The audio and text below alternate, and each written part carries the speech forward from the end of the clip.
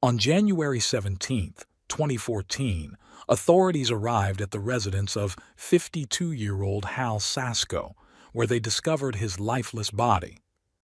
As the investigation unfolded, it was revealed that an 18-year-old woman had been living with him, a detail that shocked many as she was widely believed to be his stepdaughter.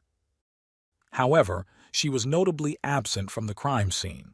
When the full extent of what had transpired in the house came to light, the entire community was left in a state of shock.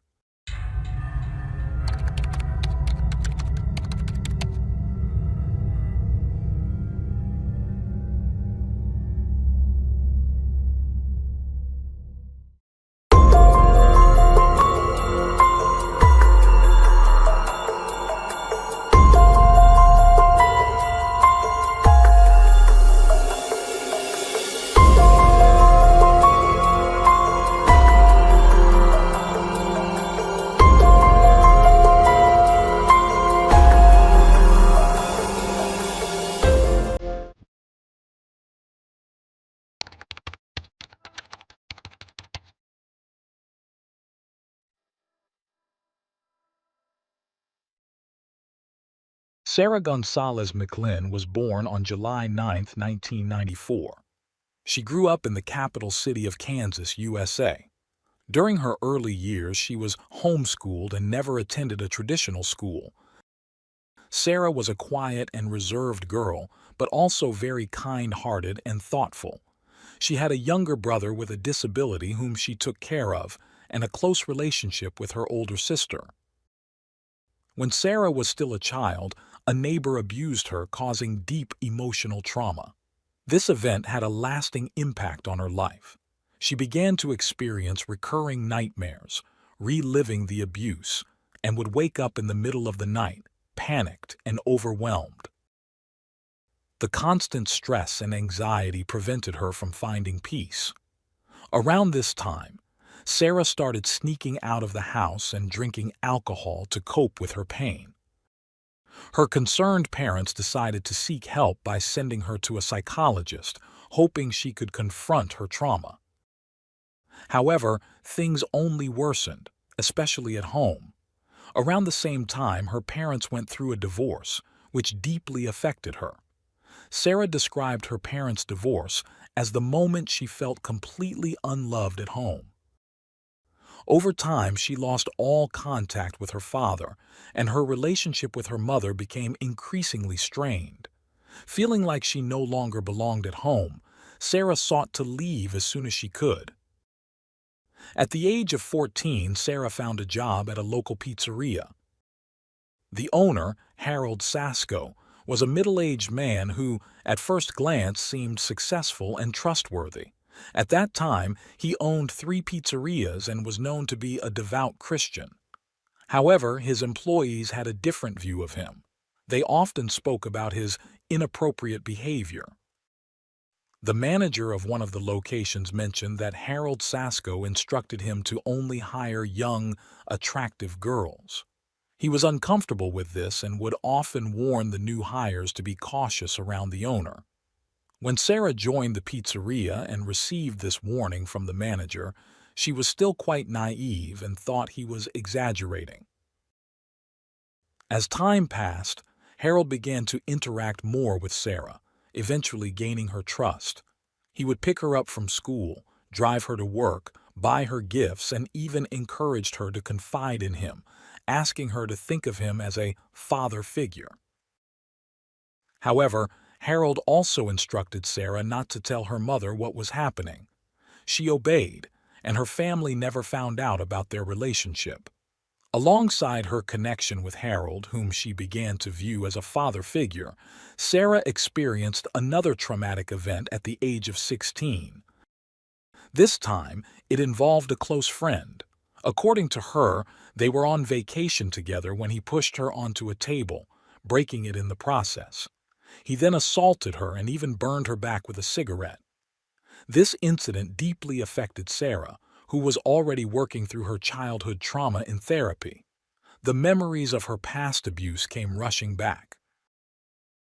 Sarah returned to therapy, and this time she was diagnosed with post-traumatic stress disorder, PTSD. Things spiraled quickly. The stress and depression intensified to the point where she attempted to take her own life.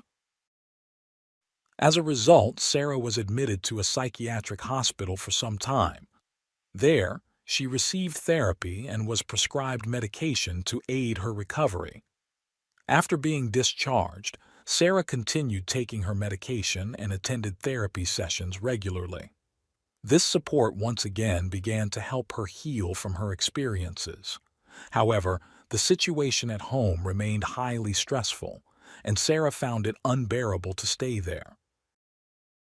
By the time Sarah was hospitalized, she was no longer working at Harold's Pizzeria, but they had maintained contact. He would still pick her up from school, take her out for lunch, and ask her about her life.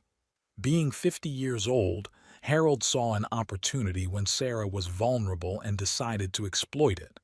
During this time, he repeatedly suggested that she move in with him. He was single, childless, and lived alone, with a successful business that was thriving. He told Sarah he could help her financially and even offered to pay for her college tuition. Despite being desperate to leave her turbulent home life due to the frequent, violent conflicts with her mother, Sarah repeatedly declined his offer. But in 2012, after graduating high school and turning 17, she finally accepted and moved in with Harold Sasko. At that point, it seemed like a fresh start. She believed that living with him would provide her with everything she needed. And in the beginning, that was the case. Harold bought her everything she required, enrolled her in college, provided her with a place to live, and didn't ask for anything in return. He showered her with gifts and was attentive to her needs and desires. Everything changed once Sarah turned 18. At that point, Harold began making inappropriate suggestions. He proposed that she enter into a romantic relationship with him in exchange for all the support he had given her. Naturally, Sarah refused. Throughout the months she had lived with him, they had pretended to have a stepfather-stepdaughter relationship to avoid any misunderstandings or suspicions. Sarah had never imagined that he would ask for such a thing. According to her mother, she had always disapproved of Sarah moving in with Harold, but Sarah had never listened. Many people close to them said that Sarah even called him Dad, which made his request all the more shocking. When Sarah refused, Harold became furious. He made it clear that if she didn't comply with his demands, she would no longer have a home or any support. Harold also knew about Sarah's history of substance abuse and that she had started drinking and using illegal substances at a young age. He exploited this by offering her drugs. Under the influence, Harold attempted to take advantage of her, and on several occasions he succeeded. Each time Sarah refused, he grew angrier, more aggressive, and violent. Harold eventually handed Sarah a list of all the things he had purchased for her and claimed that until she paid him back in full, she wouldn't be allowed to leave. He manipulated her, threatening to sue her for non-payment if she tried to escape. By this time, Sarah had secured a stable job, but earning minimum wage, she couldn't meet Harold's financial demands. Among the debts were 2 expensive cosmetic surgeries that Sarah had undergone at his urging. One was a rhinoplasty, and the other was a buttock implant. The second surgery caused her so much pain that she had to take medication for months afterward. Harold demanded $16,000 from Sarah. In addition to these debts, he also insisted that she pay him rent for the time she had lived with him. Sarah felt she had no way out. She couldn't return to her mother's home, as Harold had psychologically manipulated her into believing that no one wanted her back and that she wouldn't be accepted there. Her behavior changed drastically. Sarah was no longer the quiet, kind-hearted girl she once was. She became aggressive, avoided talking to anyone, and would lash out at the slightest remark. According to Sarah, her thoughts gradually shifted and she started to feel an urge to harm others. Her first step was visiting a pet store where she bought rabbits. Once home, she killed them with a knife, skinned them, and then ate them. Harold witnessed the entire event but said nothing. In fact, he laughed at her actions. If Sarah wasn't at work, she was at home with Harold, often under the influence of drugs or alcohol, and in a foul mood because of everything she had gone through. At one point, she began taking antidepressants, hoping they would help. Weeks passed, but they had no effect. She then switched to stronger medication, but those didn't help either. Eventually, Sarah spiraled into a self-destructive path, and it was only a matter of time before something tragic occurred. On January 17, 2014, police officers arrived at Harold's house. His co-workers had reported him missing after he failed to show up at the pizzeria for several days, and they had been unable to reach him. The officers knocked on the door multiple times but got no response. They then looked through the windows to see if they could spot anything, and one of them saw the body of a man lying in a pool of blood. The officers broke down the door to enter the house. Inside, they found several empty beer cans next to the body. Harold's body was taken to the coroner's office for examination, and it was determined that he had died from multiple stab wounds to the neck. Additionally, an analysis of the beer cans revealed traces of sedative pills. The police knew that Sarah had been living in the house with Harold, and when they found her phone, they initially thought she might have been abducted. Her age made them think she could have been taken against her will. Investigators later learned that Sarah had called into her workplace, informing them that she would be absent for a few days due to the death of a relative. They spoke with her family, and her mother mentioned that Sarah had been trying to reach her grandmother. The police traced the calls to various payphones located at convenience stores. Reviewing the security footage from these stores confirmed that Sarah was the one making the calls, and she was traveling alone from Kansas to Texas. With this information, the authorities realized Sarah hadn't been kidnapped and she became the prime suspect in Harold's murder. On January 25, 2014, 11 days after the murder, 19-year-old Sarah was found by park rangers sleeping in Harold's car in the Everglades National Park. Around 10:30 p.m., the rangers woke her up to arrest her and discovered she had a loaded gun. A search of the car revealed another firearm, drugs, a hatchet, and 2 knives. When arrested, Sarah wasn't immediately taken back to Kansas. Instead, she remained in Florida for questioning by several investigators. She offered no resistance and didn't try to fabricate any stories. Sarah quickly confessed to killing Harold and fleeing the scene. She explained that he had been harassing her for a long time, and she saw this as her only way to escape. Sarah detailed the events leading up to the crime. A few days before the murder, when Harold wasn't home, she went to a pharmacy and bought a packet of sleeping pills. On January 14th, 3 days before his body was found, Harold had the day off and was doing some repairs around the house. He asked Sarah to bring him a beer. That's when Sarah realized this was her opportunity. She knew that Harold wouldn't stop at just 1 beer, but would keep asking for more. After the 3rd beer, Sarah started slipping sleeping pills into his drink. She explained that she waited until the 3rd can to avoid him noticing any strange taste. As he continued to drink, she kept adding more pills, and, according to the police, she gave him a total of 5. The combination of alcohol and sedatives caused Harold to lose consciousness. Sarah then quickly tied his hands and feet. At one point, she said, he woke up for about a minute and mumbled something. Sarah didn't quite understand him, but said she felt a moment of pity for him. However, she was determined to go through with her plan. She pulled out a knife and stabbed him multiple times in the neck, nearly decapitating him. After realizing he was dead, Sarah used his blood to write the word "freedom" on the bathroom wall. She then washed her hands, took a shower, and changed her clothes. Before leaving, she took money, a tablet, and Harold's car keys. Sarah left her phone behind, believing the police would track it and think something had also happened to her.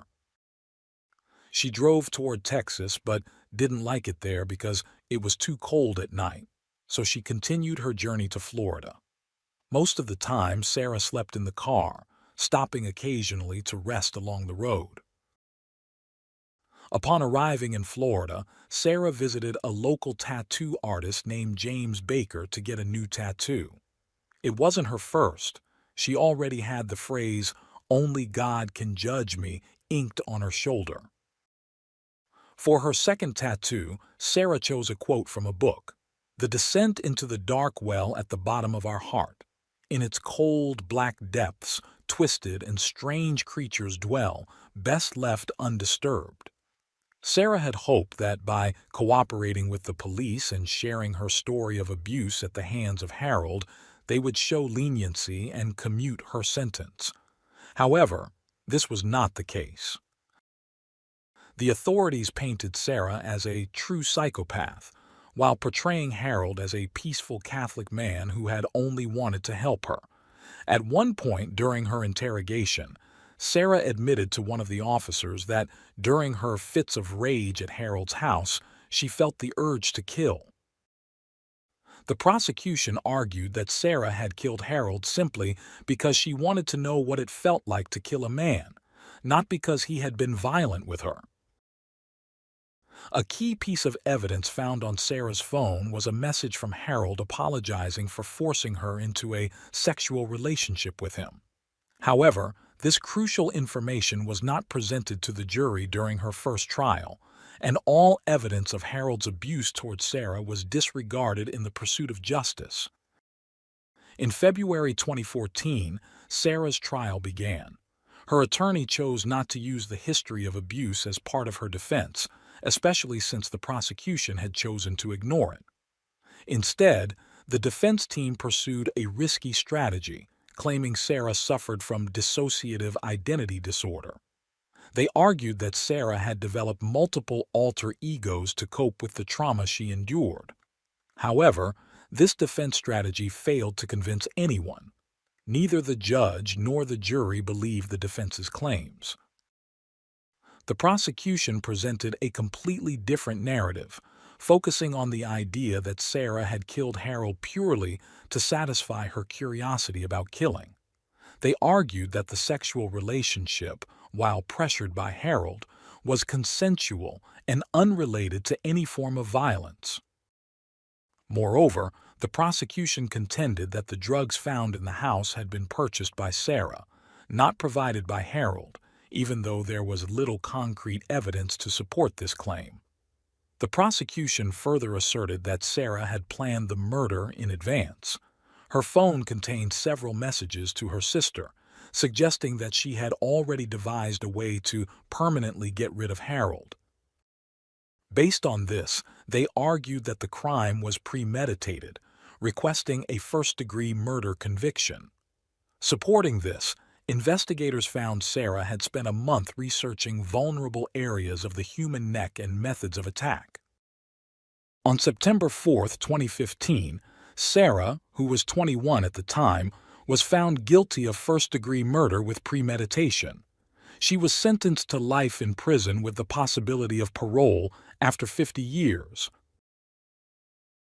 After the trial, the media uncovered much of the evidence regarding Harold's abuse and the testimony that had been withheld from the jury. It became clear that a significant portion of the truth about Sarah and Harold's relationship had been kept from the court. The reasons for this remain unclear, whether it was to preserve Harold's image as a quiet, religious man, or if the prosecution was simply determined to secure the harshest possible sentence for Sarah. This revelation drew widespread public attention to the case. In 2021, Sarah reached a plea agreement with the prosecutor, resulting in her sentence being reduced from 50 years to 25 years. Although she is still serving a life sentence, she will be eligible for parole after 25 years.